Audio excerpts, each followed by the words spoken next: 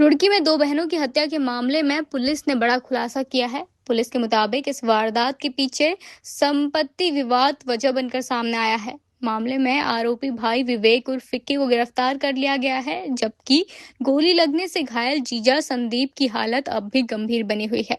दरअसल मंगलवार रात गणेशपुर सेक्टर रोड पर आरोपी ने अपनी बड़ी बहन संगीता और उसके साथ मौजूद जीजा संदीप पर हमला किया। इसके बाद आजाद नगर में रहने वाली दूसरी बहन पुष्पा की भी हत्या कर दी गई।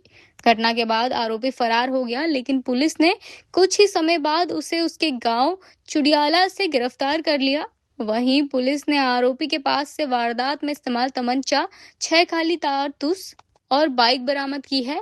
पूछताछ में आरोपी ने दोनों बहनों के साथ संपत्ति विवाद की बात स्वीकार की है। फिलहाल आरोपी को जेल भेज दिया गया है और उसके पुराने आपराधिक रिकॉर्ड की भी जांच की जा रही है।